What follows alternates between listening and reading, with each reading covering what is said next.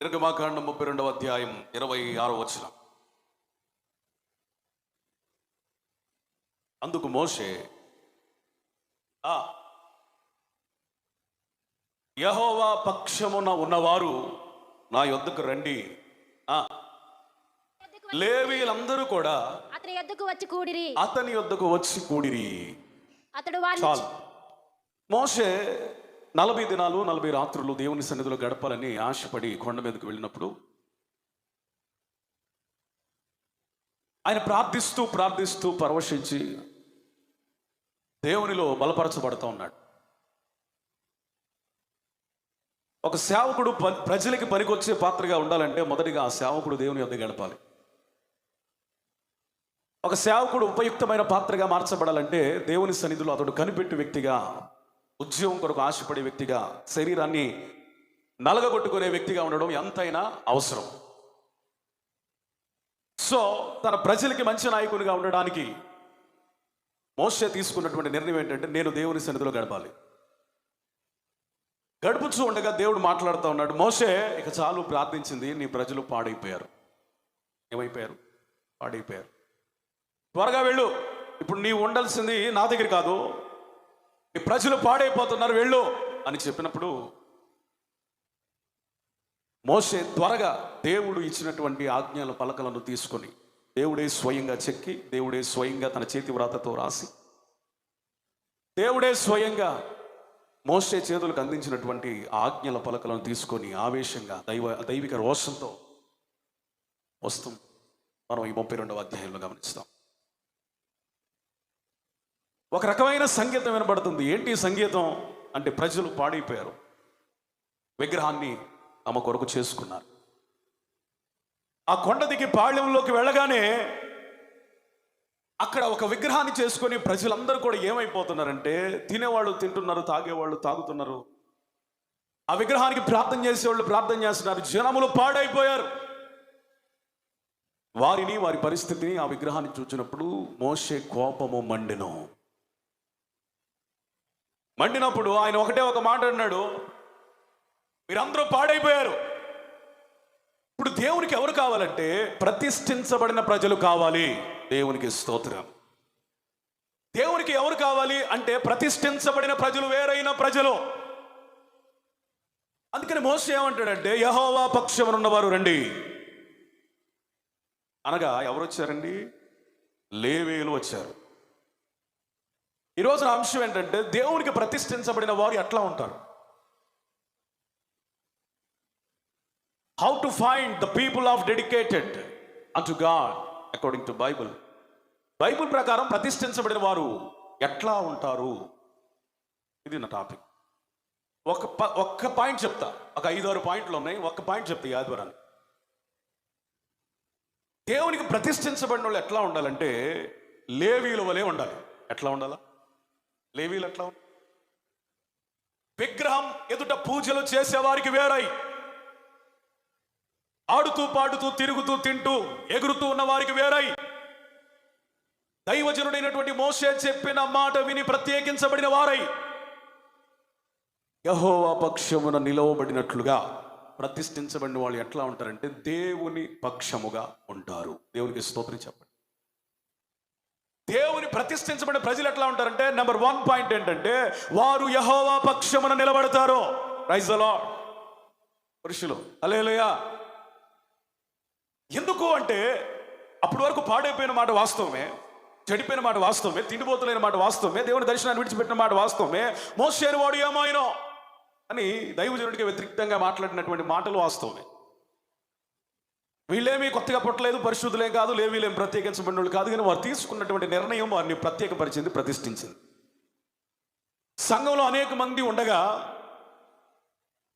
ఎవరు ప్రతిష్ఠించబడతారంటే, ఇతరులకు వేరై, వారి విధానాలు విధులు వేరై, వారి క్రియలు వేరై, వారి పిలుపు వేరై, వారి నిర్ణయాలు వేరై, వారు తీసుకునేటువంటి ఆ తీర్మానాలు వేరై ఉన్నప్పుడు ప్రతిష్ఠించబడిన జనములోనికి మనం వస్తాం. Praise the Lord. ప్రతిష్ఠించబడిన జనంలోనికి మనం రావడానికి నెంబర్ 1 రీజన్ ఏంటంటే మనం యెహోవా పక్షమున ఉన్నట్లుగా బ్రతుకుతాం, దేవుని పక్షముగా జీవిస్తున్నట్లుగా బ్రతుకుతాం, దేవునికి చెందిన వారముగా ఉండినట్లుగా బ్రతుకుతాం. మనం ఎవరంటే we are the men of God, దేవుని ప్రజలుగా ఉండడానికి ఇష్టపడతాం. హల్లెలూయా. అందుకే అపోస్తలుడైన పేతురు అంటాడు, మనం ఎవరో తెలుసా? రాజులైన యాజక సమూహం. అపోస్తలుడైన పౌలు కూడా అంటాడు, లోకంలో ఉన్నటువంటి జ్ఞానులను దేవుడు ఎన్నుకోలేదు, బలవంతులను దేవుడు ఎన్నుకోలేదు, గొప్ప గొప్ప వారిని ఎన్నుకోలేదు, ఎవరినో ఎన్నుకోలేదు. కానీ లోకంలో ఎవరిని ఎన్నుకున్నాడయ్యా దేవుడు అంటే అజ్ఞానులను, వెర్రి వారిని దేవుడు ఎన్నుకున్నాడు, బలహీనలను ఎన్నుకున్నాడు, ఏమాత్రం యోగ్యత లేని పనికి మాలిన మనల్ని ఎన్నుకున్నాడు. మనం పనికి మాలిన వాళ్ళమైనా ఎందుకని ప్రతిష్ఠించబడ్డామంటే ఆయన ఎన్నుకున్నాడు కాబట్టి, ఆయన ఎన్నుకున్న దానికి మనం ప్రత్యేకించబడి జీవిస్తున్నాము కాబట్టి. Praise the Lord. So first point ఏంటంటే మనము యెహోవా పక్షమున ఉండాలి. యెహోవా పక్షమున ఉన్న ఒక 3-4 మేము ముందుకు తీసుకొచ్చి ఈ వాక్యం నేను ముగిస్తాను. మొట్టమొదటిగా దేవుని పక్షమున ఉన్న ఒక వ్యక్తి ఎవరంటే దావీదు. దావీదు ఎట్లా దేవుని పక్షము కలిగిన వాడై ప్రతిష్ఠించబడిన స్థితిలో ఉన్నాడని మనం కనుగొనగలమంటే, ఒక రోజున ఫిలిస్తీయులకి ఇశ్రాయేలీలకి యుద్ధ వాతావరణం ఉన్నటువంటి పరిస్థితి. ఫిలిస్తీయులు ఒక కొండ తట్టు, ఇశ్రాయేలీలు మరొక కొండ తట్టు, ఒకళ్ళకొకళ్ళు ఎదురుగా వ్యూహపరచబడి ఎప్పుడు యుద్ధం ప్రారంభిద్దామని ఎదురు చూస్తున్నటువంటి పరిస్థితి, సిచ్యువేషన్ అట్లుంది నేపథ్యం. అలాంటి పరిస్థితుల్లో ఈ యుద్ధ వాతావరణంలో యుద్ధంలో దావీదు తండ్రి అయినటువంటి యెషయి 3 కుమారులు యుద్ధం చేయడానికి వెళ్ళారు. సౌలుతో పాలిభాగస్తులయ్యారు. సౌలుతో పాటు యుద్ధం చేయడానికి సైన్యంలో ఉన్నారు.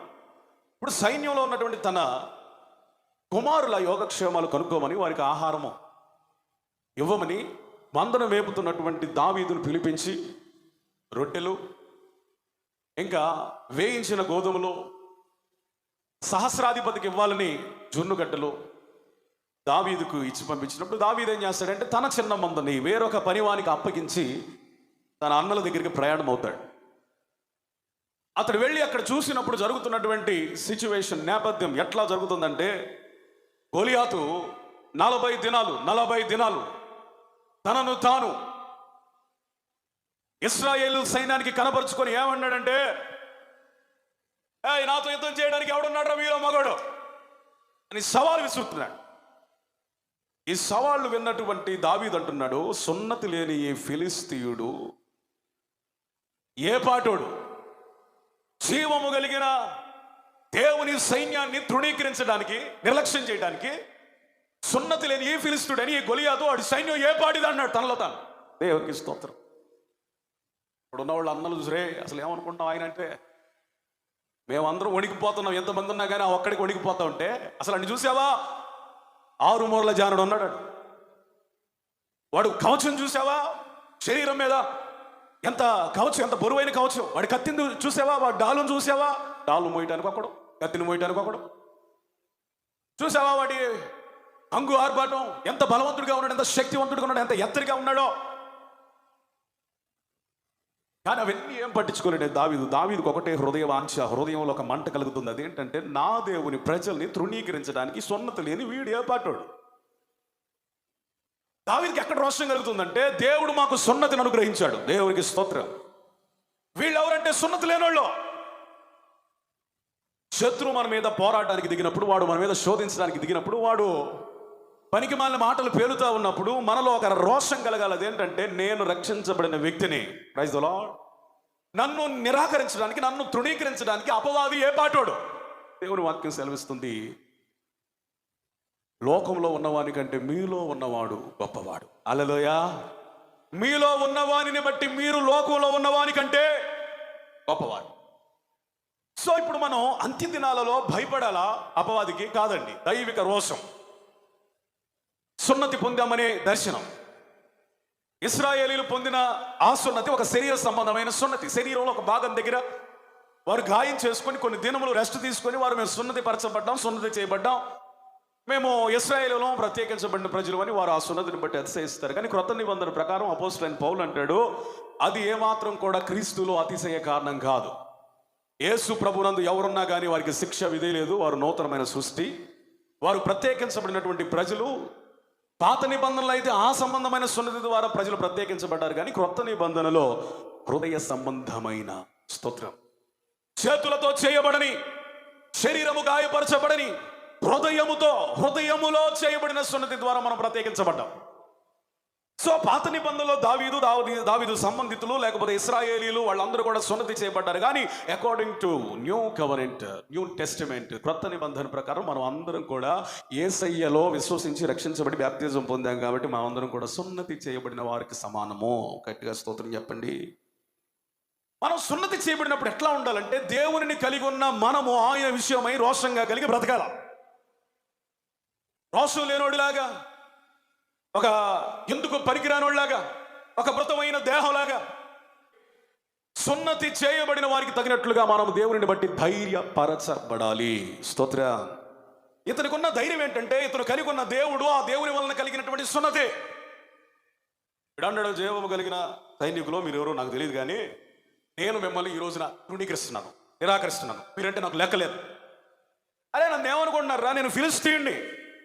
ఏమన్నాడు? అతని పౌరసత్వాన్ని బట్టి, అతని జాతీయతని బట్టి, అతని దేశాన్ని బట్టి గొలియాతు కూడా ఏమన్నాడంటే, ఏమనుకుంటున్నారు నన్ను, ఎంతమంది వచ్చారో, నేను ఫిలిస్తీన్ని, నా ఎత్తు చూసారా, నా బలం చూసారా, నా శక్తి చూసారా, నా డాలు చూసారా, నా ఖడ్గం చూసారా, అసలు నన్ను చూసారా సరిగ్గా, ఎంతమంది సైన్యం నాకు అవసరమా? ఈ మాటలకి ప్రజలట బెంబేలెత్తుతున్నారు, భయపడుతున్నారు. ఈ మాటలు విని రోషం తెచ్చుకున్నాడు దావీదు. ఈ దావీదును చూసి అన్నలే ఉన్నారు, అరే మేమే యుద్ధం చేయడానికి వచ్చి చతికిలు పడిపోయాము, మూలకి వెళ్ళిపోతున్నాం. ఇప్పుడు మా రాజుగారు ఒక్క సైగ చేస్తే మేము అందరూ పారిపోవడానికి సిద్ధంగా ఉన్నాం. నువ్వు ఇప్పుడు చేంజ్ చేస్తావరా? నువ్వు పెద్ద గర్విష్ఠువురా, నువ్వు మాకు అన్నం ఇవ్వడానికి రాలేదు, అది కాదు, నువ్వు యుద్ధం చూడడానికి వచ్చావు పెద్ద మగవాళ్ళలాగా. వా తెచ్చిన రొట్టెలు చాలుగా, జున్ను మొక్కలు, ఈ జున్ను మొక్కలు తినే టైమా, రొట్టెలు తినే టైమా, గోధుమలు తినే టైమా, పోరా పో. నేనేమన్నాను అన్నయ్య, మాట మాత్రమే పలికాను కదా అన్నాడు. మళ్ళీ ఊరుకుంటాడా ఈయనలో ఉన్న రోషం? మరి ఎవరైనా మరి రాజుగారి పక్షం నుండి యుద్ధం చేస్తే ఏమిస్తానన్నాడు అన్నాడు. ఈయన బేరాలు మాట్లాడుకున్నాడు ఇక్కడ. దేవుడు వీళ్ళు పక్కన అన్నోళ్ళు కసురుకున్నారు, కానీ పక్కన వాళ్ళు అన్నారు, ఆ మనిషి వైభవోపేతమైనటువంటి స్థితిని ఇస్తాడంట, ధనాన్ని ఇస్తాడంట, తన కుమార్తెనిచ్చి పెళ్లి చేసుకుని అల్లుడుగా మార్చుకుంటాడంట, రాజ్యం ఇస్తాడంట, రాజుగా చేస్తాడంట. నువ్వు చేస్తావా? నేను యుద్ధం చేస్తాను సౌలుకు చెప్పు అన్నాడు. అలాగే అర్థం. దేవునికి స్తోత్రం. ఆ నోట ఈ నోట, ఆ నోట ఈ నోట, ఈ పిల్లవాడైన దావీదు మాట ఎక్కడికి వెళ్ళిందంటే సౌలు దగ్గరికి వెళ్ళింది. సౌలు దగ్గర దావీదు నిలబడినప్పుడు అతడు బాలుడు, హీస్ యంగ్ మ్యాన్. ఆ బాలుడు చూసిన సౌలు అన్నాడు, అరే బాబు, అసలు దావీదు నీకేమన్నా అర్థం అవుతుందా? అతడు చిన్నప్పటి నుంచి యుద్ధాభ్యాసం చేసిన వాడు. మరి నీకేమో నువ్వు చిన్నపిల్లడు, అసలు యుద్ధంలో నైపుణ్యం లేదు. లేదు రాజా, నేను ఎలాంటి దేవుడిని కలిగి ఉన్నానో, మనం ఎలాంటి దేవుడిని కలిగి ఉన్నాం అసలు మీకు ఏమైనా అర్థం అవుతుందా? నేను మందలు కాసే మంద కాపర్నే కావచ్చు, గొర్రెల కాపర్నే కావచ్చు, కానీ నా గొర్రెలను సంహరించడానికి, తినడానికి వచ్చినటువంటి సింహమును దేవుడు నా ద్వారా జయించాడు. హల్లెలూయా. నా గొర్రెలను దొంగిలించడానికి వచ్చి చంపడానికి వచ్చిన ఎలుగు బంటి గడ్డమును నేను పెరికి దాన్ని ఒక్క దెబ్బతో గుద్ది చంపా. దేవుడు అంత శక్తినిచ్చాడు. సింహము నుండి, ఎలుగు బండి నుండి విడిపించి రక్షించి వాటి మీద జయమునిచ్చిన దేవుడు ఈ గొలియాతు మీద కూడా నాకు జయం ఇవ్వబోతున్నాడు. చంపలు కూడా దేవునికి స్తోత్ర, స్తోత్ర, స్తోత్ర. ఆ మాట ఎప్పుడైతే సౌలు విన్నాడో కొంచెం కొంచెం కొంచెం అతనిలో కూడా ఎక్కడో ఆశ. సరే ఎంత ముచ్చట పడుతున్నాడు, కానీ అతనికి కవచాలు అవి ఇవి ఖడ్గాలు అవన్నీ పెట్టుకుంటే, మొత్తం అన్నీ వేసుకొని అవి పట్టుకుంటే, రాజా నీకు దండం పెడతా, ఇవన్నీ వేసుకొని ఈ కత్తి పట్టుకొని నేను ఒక్క అడుగు కూడా వేయలేను, నాకు నడవటం చేత కావట్లేదు, ప్లీజ్ రిమూవ్ ఇట్, నా పద్ధతిలో నేను యుద్ధం చేస్తాను, ప్లీజ్ ఈ ఒక్కసారికి నాకు అవకాశం ఇవ్వమంటే అంటే అవి మొత్తం తీసేస్తే అతడు లోయలోనికి వెళ్ళి 5 రాళ్ళు వేరుకొని ఇక బయలుదేరాడు. దేవునికి స్తోత్రం చెప్పండి, స్తోత్రం చెప్పండి. ఒక కర్ర ఒకటి తీసుకొని, ఒడిసిలో ఒకటి తీసుకొని, ఒక సంచిలో ఒక 5 రాళ్ళు తీసుకొని ఇక బయలుదేరాడు. ఇతని వ్యవహారం చూసినటువంటి ఆ గొలియాతు అన్నాడు, ఎరా కర్ర పట్టుకొని అవసరం నేను కుక్కనా? స్తోత్రం. నువ్వు కుక్కవో మనిషివో ఈరోజు దేవుడు తేల్చేయబోతున్నాడు. దేవునికి స్తోత్రం చెప్పండి. హల్లెలూయా. నేను కుక్కనంటరా, ఆ రాళ్ళేంటి, ఆ కర్ర ఏంటి, ఆ ఒడిసిలేంటి, ఎంతమంది యుద్ధాయుధాలు ధరించి కూడా నాకు భయపడతా ఉంటే, బేకరునైనా నన్ను చూసి వాళ్ళు అనేక మంది జారుకుంటా పోతా ఉంటే, నువ్వు పిల్లోడు వస్తున్నావు, నువ్వు పెద్ద బచ్చాగాడిరా అన్నట్టుగా మాట్లాడుతుంటే ఆయన అన్నాడు, అసలు ఈ రోజున జీవం కలిగిన దేవుడు అంటే నీకు అర్థమైంది, జీవం కలిగిన దేవుని యొక్క సైన్యం అంటే నీకు అర్థమైంది, జీవం కలిగిన దేవుని యొక్క జాతి ప్రజలు ఎట్లా ఉంటారో నీకు అర్థమైంది. యుద్ధము యెహోవాదే. స్తోత్రం చెప్పండి, స్తోత్రం చెప్పండి. నీవు యుద్ధం చేయడానికి నీవు వస్తున్నావేమో ఫిలిస్తీన్ల పక్షమున, కనబడేది బాలుడే, కనబడేది చిన్నవాడే, కనబడేది బలహీనుడే, కనబడేది అనుభవం లేనివాడే, కనబడేది యుద్ధం రానివాడే, కనబడేది పిల్లడే. నువ్వు అనుకున్నట్టుగా బచ్చారే, కానీ నీవు చూడని యెహోవా నాలో ఉన్నాడు. దేవునికి స్తోత్రం చెప్పండి. భయపడుతున్న సైన్యాన్ని నువ్వు చూస్తున్నావు, కానీ ధైర్యపరుస్తున్న యెహోవాని నేను చూస్తున్నాను. భయపడుతున్నటువంటి సైన్యాన్ని నువ్వు చూస్తున్నాను, కానీ యుద్ధం చేయటకు నన్ను రేపుతున్న దేవుడు నాతో ఉన్నాడు. యుద్ధము యెహోవాదే. హల్లెలూయా. మాట ఎప్పుడైతే అని ఒకే ఒక రాయి, 5 రాళ్లలో ఒక రాయి తీసిన వెంటనే ఏం చేశాడు? ఆ రాయి విసరగానే అతడు పడిపోయి చనిపోయాడు. దేవునికి స్తోత్రం. ఎప్పుడైతే గొలియాతు పడిపోయాడో, చనిపోయాడని సైన్యం నిర్ధారించుకున్నారో, ఫిలిస్తీ సైన్యం అంతా కూడా భయపడి పరిగెత్తారు. గట్టిగా చప్పట్లు కొట్టి దేవునికి స్తోత్రం చెప్పండి. స్తోత్రం చెప్పండి. స్తోత్రం చెప్పండి. ఈరోజు do you know your value? ఈ శక్తి తెలుసా? ఈ విలువ తెలుసా? నువ్వు పొందిన రక్షణ తెలుసా? నువ్వు పొందిన ఆత్మ తెలుసా? యేసయ్యలో నీకున్న గుర్తింపు తెలుసా? ఆయన విజయం పొందడానికి నిన్ను రేపుతున్నాడని తెలుసా? ఎందుకు ఆత్మనిచ్చాడో? భయపడడానికా? ఇది భయపెట్టే ఆత్మ కాదు, ఇది దత్తపుత్రాత్మ, ఇది దాస్యపు ఆత్మ కాదు, ఇది ధైర్యపరిచే ఆత్మ. పరిశుద్ధ ఆత్మను సరిగా వాడుకోవటం చేతగానుడు భయపడతాడు. పరిశుద్ధాత్మను నాలో ఉన్నాడు, ఆయన నన్ను భయానికి ఎక్కడ కూడా ఉండలేదు. నేను ఆల్రెడీ ధైర్యం పొంది నేను వచ్చాను అని ఎవరైతే అనుకుంటారో వాళ్ళు ఏం చేస్తారంటే, ఫ్రంట్ లైన్లో ఎక్కడ ఉంటారు చెప్పండి? యుద్ధం చేసేటప్పుడు ఫ్రంట్ లైన్ వాళ్ళందరూ వెనక్కి వెళ్ళిపోతున్నారు. నేను సింహానికే భయపడలేదు, ఎందుకంటే దేవుని ఆత్మ నన్ను ఆ విధంగా. ఆలోచించండి, ఒక సింహాన్ని ఒక వ్యక్తి జయించడం అంటే మానవ బలం సరిపోతా? మరి ఇంత శక్తి ఎక్కడి నుంచి వచ్చిందంటే దావీదుకు పరిశుద్ధాత్మ నుండి. స్తోత్రం. దేవుడు బలపరచకపోతే దావీదుగా శక్తి లేదు. క్రూర మృగాల్లో చేల్చగలిగిన శక్తి దావీదుకి ఎలా వచ్చింది? పరిశుద్ధాత్మ పొందుకోవడం ద్వారా. నేనంటాను, ఎవరిని మృంగుదమా అని చూస్తున్న అపవాదిని జయించగలిగిన పరిశుద్ధాత్మ శక్తి మనలో ఉంది. ఆమేన్. పరిశుద్ధాత్ముడు మనతో ఉన్నాడు. పరిశుద్ధాత్ముడు మన పక్షం నుండి కార్యాలు చేయబోతున్నాడు. అయితే నువ్వేం చేయాలంటే, నువ్వు సున్నతి పొందిన వ్యక్తివని, రక్షించబడిన వ్యక్తివని, దేవుని పక్షం నిలబడిన వ్యక్తివని నీకు అర్థమయ్యి, ఆయనలో నీకున్న పౌరసత్వం, ఆయనలో నీకున్న విలువ, రక్షణలో ఉన్నటువంటి ఆ శ్రేష్టత నీకు అర్థమైపోయి, దేవా నీవే నాకు దిక్కు అని ఎప్పుడైతే ప్రకటించి నువ్వు ముందుకెళ్తావో, దావీదు ఏ విధంగా విజయాన్ని పొందాడో ఆ విధంగా మనం కూడా దేవుని సన్నిధిలో ఆయన పక్షమున ఉండి కార్యాలు చేస్తాం. హల్లెలూయా. ఎందుకు దావీదు ఆయన పక్షమున, దేవుని పక్షమున ఉన్నాడంటే, దావీదు రోషం ఏంటంటే, నా దేవుడిని తృణీకరిస్తున్నాడు, నా దేవుని ప్రజలు తృణీకరిస్తున్నాడు, సున్నతి చేయబడిన ప్రజలు తృణీకరిస్తున్నారు. అసలు నా దేవుడు అంటే ఏంటో ఫిలిస్తీయులకు తెలియాలి, నేనంటే ఏంటో తెలియాలని కాదు. హల్లెలూయా. నేనంటే ఏంటో తెలియాలి, నా పేరు పెరగాలి, నా ప్రఖ్యాతి పెరగాలి, అది పెరగాలి, ఇది పెరగాలి, ఫేమస్ అయిపోవాలి అని దావీదు ఉద్దేశం కాదు. కానీ తనను బలపరిచిన దేవుడు ఎవరో, ఎంత శక్తివంతుడో ఫిలిస్తీయులు అర్థం చేసుకోవాలి. అందుకనే ఆయన యుద్ధానికి దిగాడు. ఆయన గొలియాతు యొక్క శిరస్సును పట్టుకుని నడుస్తూ ఉంటే ఆ సీన్ ఎలా చూడండి. రక్తసిక్తం అయిపోయిన చేతులతో రక్తం కారుతున్న ఆ తలను పట్టుకుని వస్తూ ఉంటే ఆ సీన్ ఎలా ఉంటుందో ఊహించుకోండి ఒకసారి. ఒక చిన్నవాడు, యుద్ధానుభవం లేనివాడు, యుద్ధాభ్యాసం లేనివాడు, యుద్ధ ఆయుధాలు లేనివాడు, యుద్ధ రంగంలో ఎప్పుడు కూడా నిలబడని వాడిని దేవుడు ఆయన పక్షముగా ఉండటాన్ని బట్టి వాడుకుంటే, ఈ అంత్య దినములలో నేను బ్రతికితే క్రీస్తే, చావైతే లాభం అని ఎవరైతే ప్రభు కొరకు నిలబడగలుగుతారో వారు దేవుని కొరకు గొప్ప కార్యాలు చేయగలుగుతారు. గట్టిగా స్తోత్రం అండి, గట్టిగా స్తోత్రం. బ్రతుకుట క్రీస్తే, చావైతే లాభం. నీ ఆత్మీయ జీవితంలో దేవుడు గెలవాలి, దేవుడిని గెలిపించాలి, దేవుని పక్షముగాని ఉండాలా.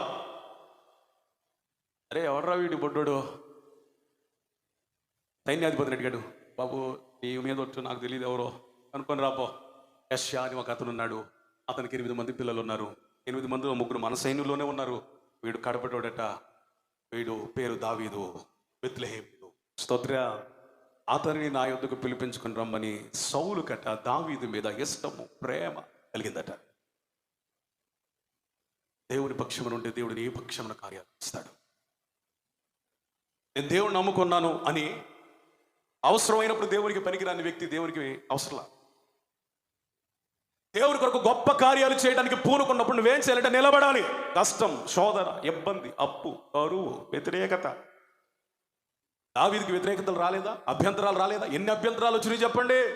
అన్నలే ఒక అభ్యంతరం, సౌలు మాటలే ఒక అభ్యంతరం, ఆయన ఆయుధాలే ఒక అభ్యంతరం, వాడి అరుపులే భయాన్ని కొలిపేటట్లుగా ఉన్నాడు. వాడు రూపాన్ని చూస్తే ఎవడైనా భయపడకుండా ఉంటాడా? అట్లాంటిది ఎందుకు ఈ దయ్యం వచ్చింది? ఇన్ని అభ్యంతరాలను కూడా జయించగలిగినది దావీదులో ఉన్న దైవిక రోషం, ప్యాషన్ ఆఫ్ గాడ్. దేవునికి స్తోత్రం. రోషం చేసిన దేవుడు ఆడుకోడు, గుర్తుపెట్టుకోండి. ఎక్కడికక్కడ కాంప్రమైజ్ అయిపోయి రాజీ పడిపోయి భక్తి చేసేవాడు ఎందుకు పనికిరాడు, దేవునికి అవసరం లేదు. అసలు మనం బ్రతికితే ఎట్లా బ్రతకాలంటే సింహంలాగా బ్రతకాలి, దేవుని కొరకు బ్రతకాలి, రాజు లేకుండా బ్రతకాలి. No compromising life with world. ప్రపంచంతో మనం ఎక్కడ కూడా రాజీ పడి అమ్మో ఎంతమంది భయపడుతుంటే నేను యుద్ధానికి వెళ్తాం అవసరమా, నేను యుద్ధం చేయడం అవసరమా, అమ్మో అని ఎవరైతే వెనక్కి తగ్గుతారో వాళ్ళ పేర్లు ఎవరు రాయిలా, పరిశుద్ధాత్మను ఎవరి పేరు రాయించాడు? యుద్ధంతో ఏమాత్రం సంబంధం లేని తన అన్నల యోగక్షేమం కొరకు మాత్రమే వచ్చిన, వారి బాగోగులు కనుక్కోవడానికి, వారికి ఆహారం ఇవ్వడానికి వచ్చిన దావీదు ఏం చేశాడు? యుద్ధం రోషం కలిగి చేశాడు. ఈరోజు నేను అంటాను, కొంతమంది ఎంత భక్తి చేస్తున్న సంఘం అంటే నాకు పెద్ద అవసరం లేదులే, వస్తాను పోతాను అన్నట్లుగా నిమిత్త మాత్రుగా ఉన్నట్టుగా ఉంటారు. అసలు సంఘంతో నీకున్న అటాచ్మెంట్ ఏంటి? దైవజనుతో నీకున్న అనుబంధం ఏంటి? దేవునితో నీకున్నటువంటి సహవాసం ఏంటి? ఆత్మీయతలు ఎదుగుతున్నప్పుడు నువ్వు ఒక సంఘ సభ్యునిగా ఫీల్ అవుతున్నావా, రెస్పాండ్ అవుతున్నావా, స్పందిస్తున్నావా, రోషం కలిగే కార్యాలకు పూనుకుంటున్నావా?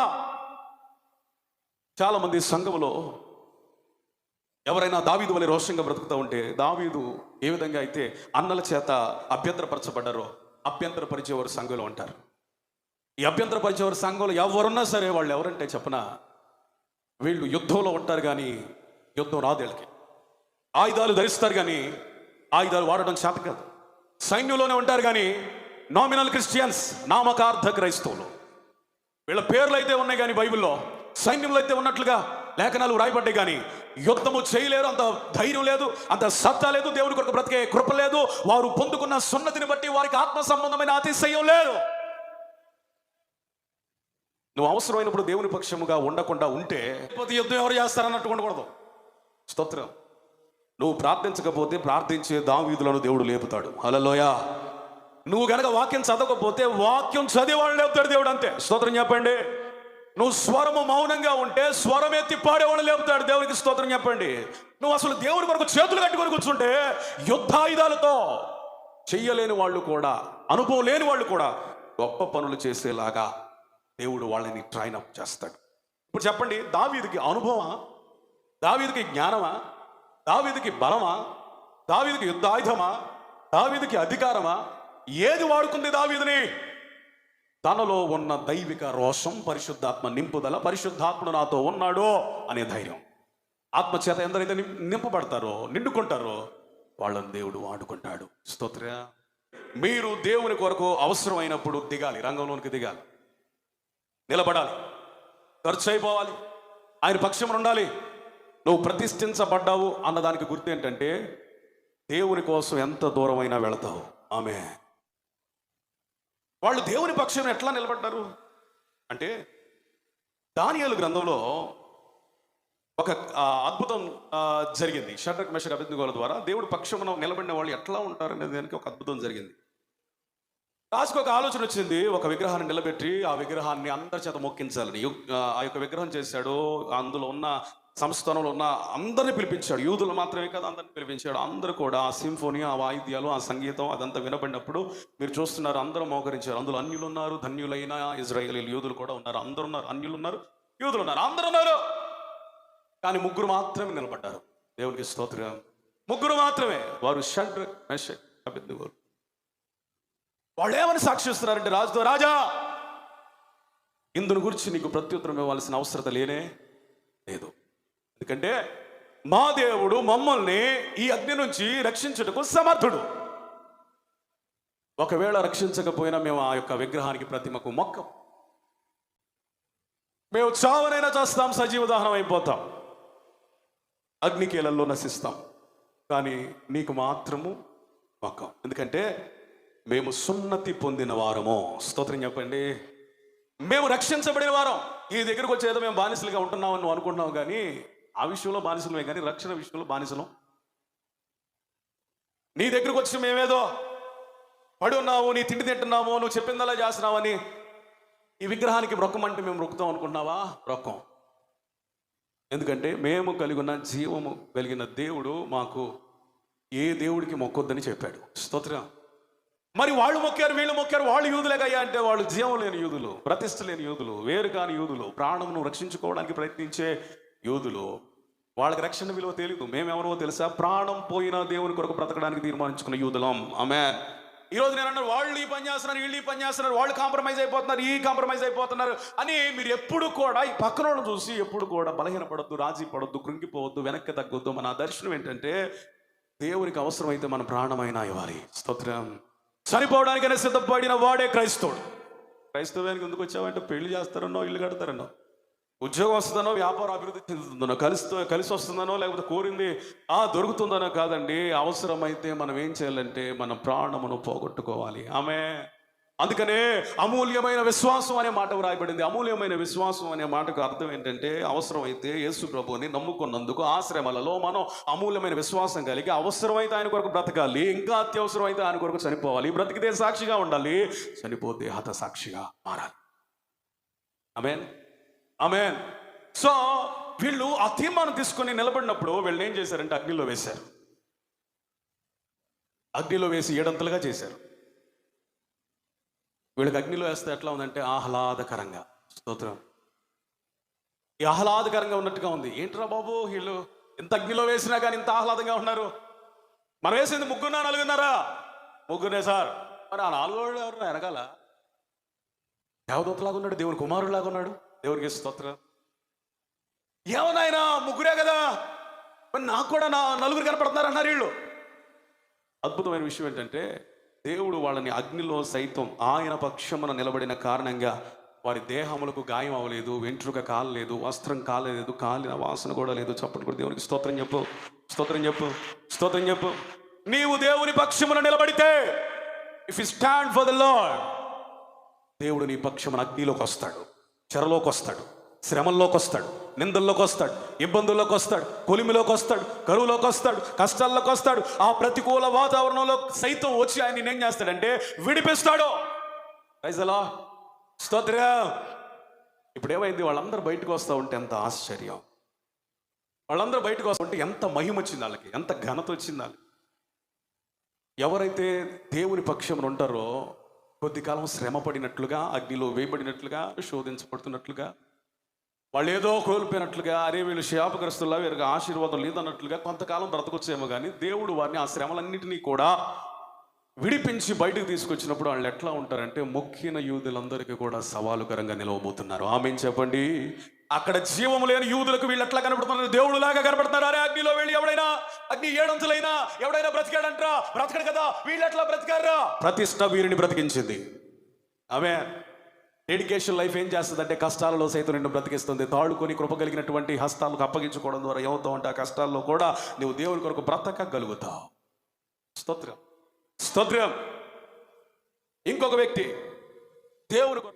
దేవుని కొరకు రోషం కలిగి ప్రతిష్ఠించుకున్న వ్యక్తి, ఆయన పేరు ఫీనెహాస్. ఎవరు చెప్పండి? ఫీనెహాస్. ఫీనెహాస్ ఏ విషయంలో దేవుని పక్షమున నిలబడ్డాడంటే ఇశ్రాయేలీల పరిశుద్ధత విషయమై. మోషేనేమో విగ్రహం విషయమై దేవుని పక్షాన్ని చేరాడు. లేవీలు కూడా ఆ బాటలోకి వచ్చేసారు. షడ్రక్ మెషక్ అబేద్నెగోలు కూడా విగ్రహం విషయమై వాళ్ళు ప్రత్యేకించబడి వారి ప్రతిష్టను కాపాడుకున్నారు. దావీదు సున్నతి విషయమై తనకిచ్చినటువంటి ఆత్మాభిషేకం విషయమై ప్రతిష్ఠించబడ్డాడు. ఫీనెహాస్ దేవుని సన్నిధిలో నేర్చుకున్న పరిశుద్ధతను బట్టి ప్రతిష్ఠించబడిన వాడు. స్తోత్రం చెప్పండి, స్తోత్రం చెప్పండి. మన దేవుడు ఎవరో తెలుసా? పరిశుద్ధుడు మాత్రమే కాదండి, పరిశుద్ధతలో పరిపూర్ణుడు. He is perfect in holiness. ఇంకా చెప్పాలంటే కంప్లీట్ హోలీనెస్ అంటే పరిపూర్ణమైన పరిశుద్ధత. ఆయన పరిశుద్ధతలో ఎక్కడ లోపం లేదు. దేవుడు మన నుంచి కూడా ఏమని కోరుకుంటున్నాడంటే, నేను పరిశుద్ధంగా ఉన్నాను, మీరు కూడా ఎట్లా ఉండాలా? పరిశుద్ధులై ఉండాలి. ఎందుకంటే నేను పరిశుద్ధతలో నుంచి అతి పరిశుద్ధతలోకి మేము నడిపించాలనుకున్నాను. ఇంకా మీరు పరిశుద్ధతలో తప్పిపోతే ఎట్లా? ఎందుకు ఈ మాట చెప్తున్నానంటే, ప్రత్యక్ష గుడారంలో ఆవరణం ఉంది, పరిశుద్ధ స్థలం ఉంది, అతి పరిశుద్ధ స్థలం ఉంది. ఆవరణం నుండి దేవుడు మనల్ని మందిరం అనబడిన పరిశుద్ధ స్థలంలోకి తీసుకొచ్చాడు, ఉపదేశాలు నేర్పుతున్నాడు. ఇప్పుడు మనం ఎక్కడికి వెళ్ళాలి? అతి పరిశుద్ధ స్థలంలోనికి వెళ్ళాలి. పరిశుద్ధ స్థలంలోనే నువ్వు నిలవజాలకపోతే అతి పరిశుద్ధ స్థలంలోనికి ఎట్లా వెళ్ళగలుగుతావు? స్తోత్రం. గంగమ్మ గారు దేవునికి స్తోత్రం. హల్లెలూయా. గట్టిగా చప్పట్లు కూడా దేవునికి స్తోత్రం చెప్పండి. హల్లెలూయా. నిద్రపోయిందా గంగమ్మ గారు? ప్రార్థన చేసుకొని రావాలి. అతి పరిశుద్ధ స్థలంలోనికి వెళ్ళాల్సిన మనం పరిశుద్ధతలోనే తప్పిపోతే ఎట్లా? ఫినెహాస్ అందుకే ఏమన్నాడంటే, వాళ్ళు చేస్తున్నటువంటి పాపాన్ని చూసి తట్టుకోలేక దేవుడు ఎట్లాంటి రోషం కలిగి ఉన్నాడో అదే రోషం ఫినెహాస్లో దేవుడు చూశాడట. ఆమె దేవుడు దేన్నైతే వ్యతిరేకించాడో, దేవుడు దేన్నైతే విరోధించాలనుకున్నాడో, దేవుడు దేన్నైతే తీసివేయాలనుకున్నాడో, దేవుడు దేని విషయంలో జోక్యం చేసుకుని రోషం కలిగి ఉన్నాడో, ఏ విషయంలో దేవుని హృదయం పండిందో అదే విషయంలో ఫినెహాస్ ఏం చేస్తున్నాడంటే వారిని చంపి ప్రాయశ్చిత్తం చేసి దేవుడు ఇష్టపడే గొప్ప కార్యం చేశాడు. హల్లెలూయా. దేవుడు ఇష్టపడే కార్యం ఏంటో తెలుసా? నువ్వు పరిశుద్ధంగా ఉండడం మాత్రమే కాదు, అపవిత్రంగా వెళ్ళిపోతున్న నీ కుటుంబస్తుల్ని నువ్వు పరిశుద్ధపరచాలి. ఆమేన్. నువ్వేదో పరిశుద్ధంగా ఉండి దేవానికి స్తోత్రం అనుకోవడం కాదు. అపవిత్రతలోకి వెళ్తున్న నీ భర్తను, అపవిత్రతలోకి వెళ్తున్న నీ భార్యను, అపవిత్రతలోకి వెళ్తున్న నీ పిల్లల్ని, అపవిత్రతలోకి వెళ్తున్న నీ తోటి విశ్వాసులను కూడా నువ్వేం చేయాలంటే వాక్యము ద్వారా హెచ్చరించాలి, ప్రార్థన చేస్తూ పురికొల్పాలి, వ్యక్తిగతంగా వారితో మాట్లాడాలి, వారు పరిశుద్ధులుగా జీవించాలని వారికి ఉద్బోధన చేయాలి. వారు ఫినెహాసులో అవుతారు. ఇతరులకి మనం ధైర్యంగా ఎప్పుడు చెప్పగలుగుతాం? మనం మొదటగా పరిశుద్ధులుగా ఉన్నప్పుడు. స్తోత్రం. మన పరిశుద్ధతను మనం కాపాడుకున్నప్పుడు, పరిశుద్ధత కొరకు మనం రేగుతూ ఉన్నప్పుడు, ఆత్మచేత నింపబడుతున్నప్పుడు, పరిశుద్ధత మన జీవితంలో కనపడుతున్నప్పుడు ఆటోమేటిక్గా అపవిత్రతలో ఉన్న వాళ్ళని మనం చూసి మౌనంగా ఉండలేం, వాళ్ళని హెచ్చరించకుండా ఉండలేం. ఈరోజు హెచ్చరిక బోధలు ఎందుకు నా నోటి నుంచి వస్తున్నాయి అంటే, దేవుడు పరిశుద్ధంగా జీవించడానికి నాకు ఒక కృపనిచ్చాడు. దేవునికి స్తోత్రం. ఆ కృపను బట్టి హెచ్చరించి ఖండించే బోధలు ఎందుకు చేస్తున్నానంటే, అపవిత్రతలో ఉన్న మీలో అనేకులు పవిత్రతలోకి రావాలని, మనం అందరం పరిశుద్ధపరచబడి అతి పరిశుద్ధతలోనికి వెళ్ళిపోయి ఆ పరలోక రాజ్యంలో ఒక పౌరులుగా మారాలి. స్తోత్ర. సో దేవుని కొరకు రోషం కలిగి ఇతడు ఏం చేశాడంటే ప్రజలని వేరు చేశాడు, ప్రత్యేకపరిచాడు, దేవునికి ఇష్టమైన పని చేశాడు, తన పరిశుద్ధతను కాపాడుకుని ఇతరులు పరిశుద్ధంగా జీవించడానికి భయపడేలా చేస్తాడు. ఒక మాట చెప్తున్నాను, పరిశుద్ధంగా బ్రతికితే ఆ పరిశుద్ధతను బట్టి ఇతరులకి వారు కూడా పరిశుద్ధంగా బ్రతకాలనే భయం వస్తుంది. ఆమె ఒక స్త్రీగా, ఒక తల్లిగా నువ్వు కనుక పరిశుద్ధంగా బ్రతుకుతా ఉంటే, ఫర్ ఎగ్జాంపుల్ పాస్టర్ గారు నేనేం చేశానంటే, అంత అపవిత్రత నాలో లేదండి, నువ్వు సీరియల్ చూడటమే నీ కళ్ళకు పెద్ద అపవిత్రత, పెద్ద అపరిశుద్ధత. నువ్వు ఇలా చూస్తున్నప్పుడు ఆటోమేటిక్గా మందిరానికి రావాలనే మనసు కలిగిన నీ యవనస్తుడైన కుమారుడు లేదా కుమార్తె ఏమనుకుంటారంటే, మందిరానికి వెళ్ళే మా అమ్మ ఏం మారింది, తనలోనే పరిశుద్ధత లేదుగా. ఫినెహాస్ కూడా పాపం చేసేవాడైతే ఆ రోజు చంపేటప్పుడే ఏమనుకుంటున్నావు, వాళ్ళు ఎందుకు చంపావు అని తిరిగి చంపేవాడు. కానీ అతడు పరిశుద్ధత విషయమై దేవుని పక్షంలో నిలబడ్డాడు. దేవునికి స్తోత్ర. అతడు ఎవడైనా ఏమని అన్నాడా? ఎవరనలా. కారణం ఏంటంటే అతని పరిశుద్ధత ఇతరులకు భయమును పుట్టించుదే.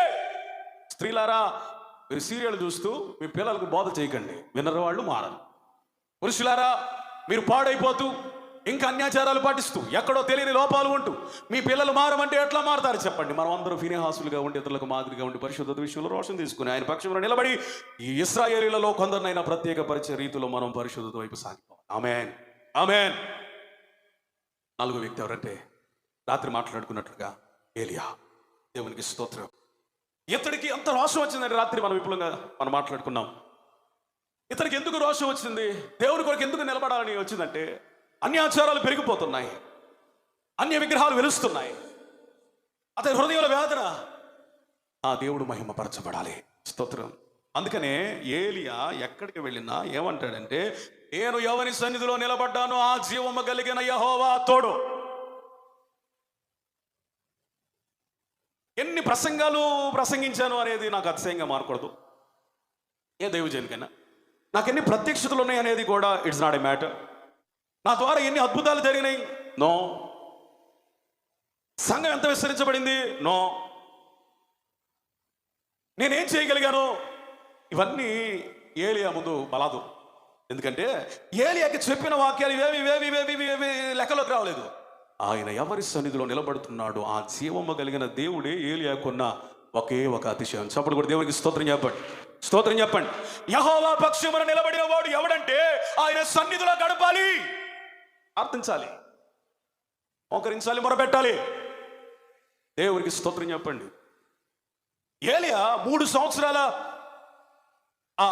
ఆ కాలంలో, ఆ టైం లైన్లో, అంటే వర్షం ఆగిపోయి కరువుతో అల్లాడిపోతూ ప్రజలందరూ కూడా ఆ విలయ తాండవం, కరువుతో చనిపోతా ఉంటే, బ్రతికేవాళ్ళు బ్రతకడానికి పోరాడుతూ ఉంటే, పంటలు లేకుండా ఉంటే, ఇలాంటి పరిస్థితుల్లో 3వ సంవత్సరమున దేవుడు మాట్లాడితే ఆ వర్షం పడేంత వరకు దాదాపుగా 6 నెలలు తన వ్యక్తిగత జీవితంలో అతడు ఏదో ఒక రూపంలో ప్రార్థన చేశాడు. కర్మేలు పర్వతం పైకి వచ్చేంత వరకు కూడా. స్తోత్రం చెప్పండి, స్తోత్రం చెప్పండి. ఆ 6 నెలలు ఒకే చోట ప్రార్థన చేయకపోయినా ప్రయాణంలో ప్రార్థన చేస్తుంటారు, విశ్రాంతి స్థలంలో ప్రార్థన చేస్తుంటాడు, ఆయా స్థలాల్లో ప్రార్థన చేస్తుంటాడు. ఎందుకంటే ఇతనికి ఉన్న ట్యాగ్ లైన్ ఏంటంటే, అతడు తన గురించి తాను పరిచయ వాక్కులు ఏం చెప్పుకుంటాడంటే, ఏలియా అంటే ఎవరో తెలుసా? దేవుని సన్నిధిలో నిలబడే దైవజనుడు. స్తోత్రం, స్తోత్రం. మనం ఎట్లా ఉండాలి ప్రతిష్ఠించబడిన ప్రజలంటే, పలానా సహోదరి దేవుని సన్నిధిలో ఉంది, దేవుని మందిరంలో ఉంది, ప్రార్థన చేస్తుంది, దేవుని సన్నిధిలో నిలబడుతుంది. అసలు మన క్యాప్షన్ ఏమై ఉండాలంటే, వీరు దేవుని సన్నిధిలో నిలబడే ఏలియా తరం. హల్లెలూయా, గట్టిగా చెప్పు హల్లెలూయా, హల్లెలూయా. ప్రతిష్ఠించబడిన వారు ఏలియా వలె దేవుని సన్నిధిలో వేరై కనిపెడతారు. ఏలియా అంటే ఏమనుకున్నావు? నేను ప్రార్థన చేస్తే అది వచ్చింది ఇది వచ్చింది అనలేదు. అసలు నేను ఎవరో తెలుసా? దేవుని సన్నిధిలో నిలబడే దైవజనుడిని. అదే ఆయనకు ఒక ప్రతిష్ట. స్తోత్రం. ఈయనకి ఒకటి, ఈ 3వ సంవత్సరం నుంచి వర్షం పడేంత వరకు దాదాపుగా 6 నెలల్లో ఇతడు చేసిన పరిచయం ఏంటంటే, దేవుడు వెళ్ళమన్న స్థలానికి వెళ్ళాడు. నేను దేవుని సన్నిధి గురించి మాట్లాడుతున్నాడు. ఈ 3 సంవత్సరాలు ఆయన ఎక్కడ దాక్కున్నాడు? కెరీతు వాగు దగ్గర కొంతకాలం, సారేపతి విధవరాల దగ్గర కొంతకాలం. వ్రాయబడిన అకౌంట్స్ అయితే ఇవి. ఇంకెక్కడెక్కడ ఉన్నాడు ఆ 3 సంవత్సరాలు? 2 సందర్భాలు వ్రాయబడ్డాయి. ఎండిపోయిందని, భూమి అంతా పాడైపోయిందని, ఆయన వద్దకు వచ్చేవారు ఎవరు లేరని, పంటలు పండటం లేదని, దేశం అంతా పాడైపోయిందని, అయ్యో ప్రజలు చనిపోతున్నారని ఎక్కడైనా ఏలియాకి దేవుని సన్నిధి దూరమైందా? ఈరోజు నీ జీవితంలో కళ్ళ ముందు ఎన్ని ప్రతికూల పరిస్థితులు కనపడుతున్న కరోనానే అయినా ప్రాణభయం కాదు కావాల్సింది, దేవుని సన్నిధి మీద ఆపేక్ష. ప్రజలలో దేవుని సన్నిధి కావాలని ఒక కోరిక. ఆయన ప్రార్థించి అనేక సార్లు ప్రయాణంలో అక్కడక్కడ ఆయన ఆలోచన అంతా ఏమంటే, వర్షం పడాలి దేవా, వర్షం పడాలి, నువ్వేంటి రుజువు అవ్వాలా? వర్షం పడాలి, అసలు నువ్వేంటో నేను రుజువు చేయాలా? వర్షం పడాలి, డైలాగులు చెప్పడం కాదు, వర్షం పడాలి, ఏలియా ఎలాంటి దేవుడు కలిగి ఉన్నాడో అది రుజువు అవ్వాలి, అది ఆశ. అందుకని అతడు ఎక్కడికి వెళ్ళినా ప్రార్థన చేస్తున్నాడు. ఓబద్యా దగ్గరికి వెళ్ళాడు. ఓబద్యా దగ్గరికి వెళ్ళినప్పుడు ఏం జరుగుతుంది? ఏలియానే నేను, జీవం కలిగిన దేవుని సన్నిధిలో నిలబడి ప్రవక్తనైన నేను ఉన్నానని చెప్పు నీ రాజుగా అహాబును రమ్మను. ఆయన నువ్వేనా బాబు ఏలియావే? నువ్వేనా బాబు ఈ కరువు కారణం? నిన్ను వెతకడానికి, నిన్ను పట్టించుకోవడానికి ఆయన పంపని రాజ్యం లేదు, వెతకని స్థలం లేదు. ఇప్పుడు నువ్వు ఉన్నావంటే నేను చచ్చిపోతా ముందు నీ సంగతి తర్వాత. ఏలియా 3 సంవత్సరాలు ఎవరికి కనబడకుండా దేవుడు దాచాడు ఆయన సన్నిధిలో. ఏలియా దొరికితే చంపేద్దామని అహాబు రాజు పంపని జనం లేదంట, పంపని స్థలం లేదంట, వెతకని ఆ దేశంలో వెతకని స్థలం లేదంట. ఆ షోమ్రోను చుట్టుపక్కల ప్రాంతాలు ఎక్కడెక్కడ ఉంటాడు అనుకున్నారో మొత్తం వాళ్ళ శక్తి సామర్థ్యాలను వినియోగించిన ఏలియా వారికి కనబడలేదు. స్తోత్రం చెప్పరే. నేను అంటాను, నిన్ను శత్రువు చంపడానికి ప్రయత్నించిన దేవుని సన్నిధి ఎవరికి కనబడకుండా మరుగు చేస్తుంది. దేవునికి స్తోత్ర. ఎవరికి కనబడకుండా మరుగు చేస్తుంది. అతడు అహాబు దగ్గరికి వెళ్ళినప్పుడు అహాబు అన్నాడు, నీవేనా ఆయన శ్రమ పెట్టింది? నువ్వు ఈ లోక సంబంధమైన శ్రమే చూస్తున్నావు, ఈ కరువే చూస్తున్నావు, వర్షపాతం లేని దాన్ని చూస్తున్నావు. అసలు నేనేం చూస్తున్నాను తెలుసా? నువ్వేం ఎండిపోయిన ఈ నేలను చూస్తున్నావు, నేను ఎండిపోయిన సంఘాన్ని చూస్తున్నాను.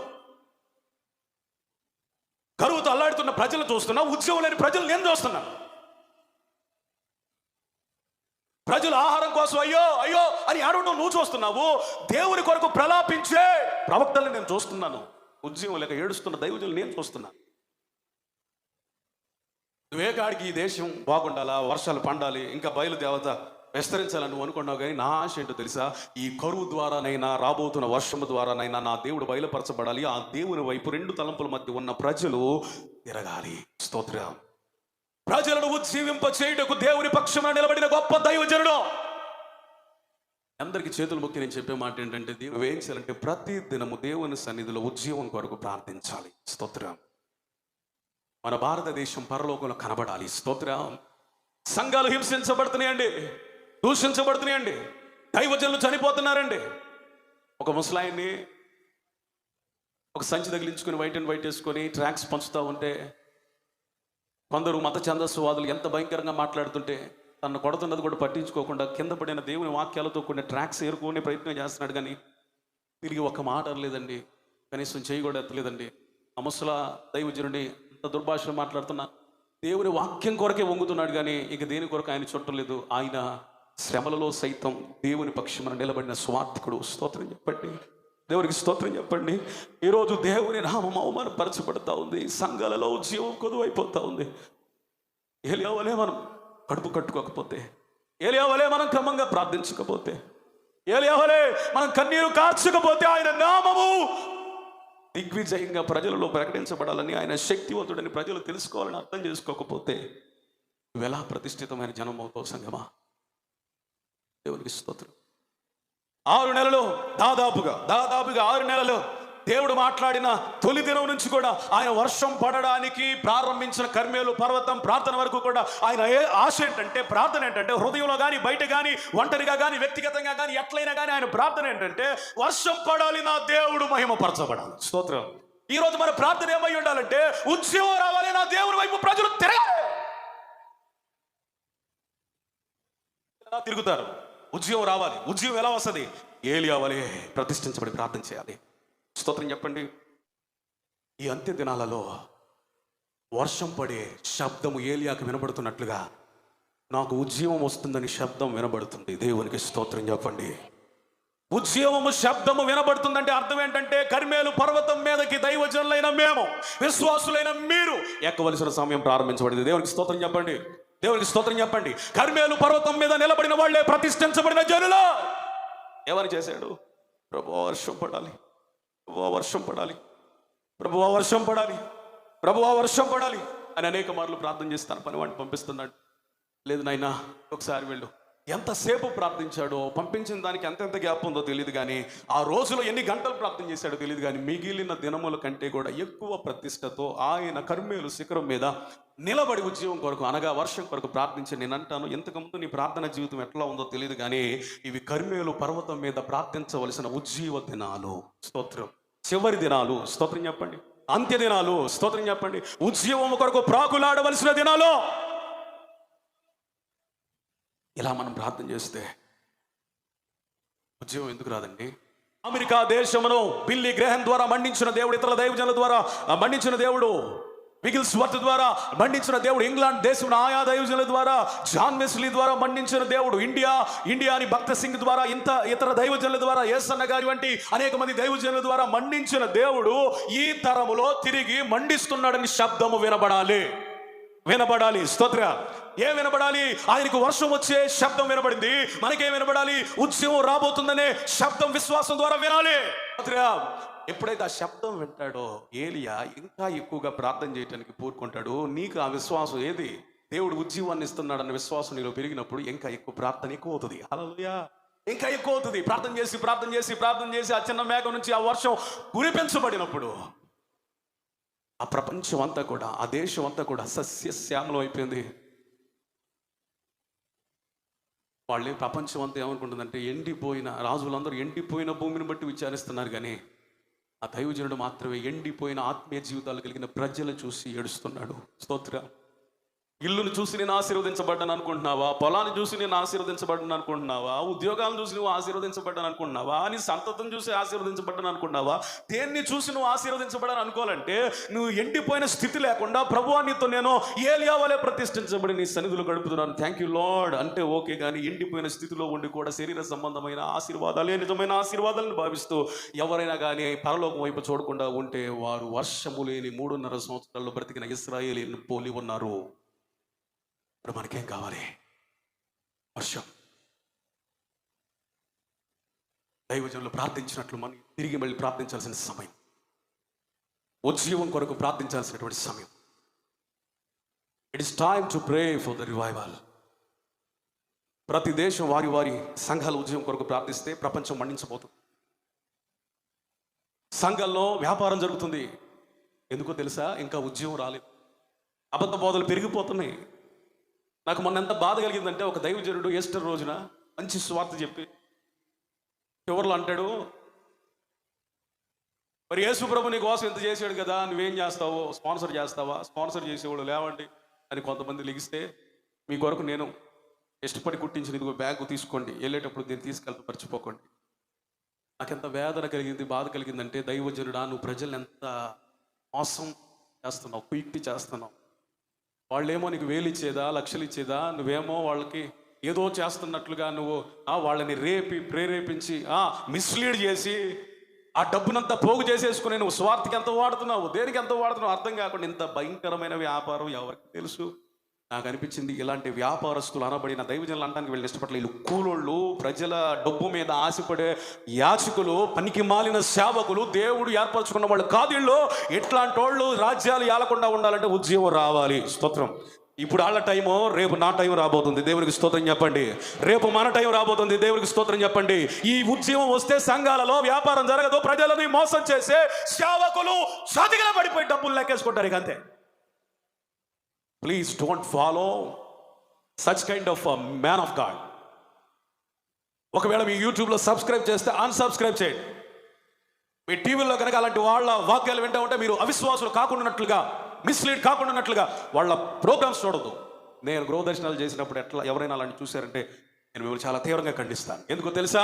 వాళ్ళు అబద్ధ బోధకులు, బ్రతుకు తెరువు కోసం సేవ చేస్తున్న వాళ్ళు దేవుని దృష్టిలో లేని వాళ్ళు. ఒకవేళ ఏర్పాట్లు దేవునిలో ఉండొచ్చేమో కానీ ఏర్పాట్ల నుంచి తప్పిపోయినా భ్రష్టత్వం వైపు నడిపిస్తూ ప్రజలతో వ్యాపారం చేసుకుంటున్న వ్యాపారవేత్తలు.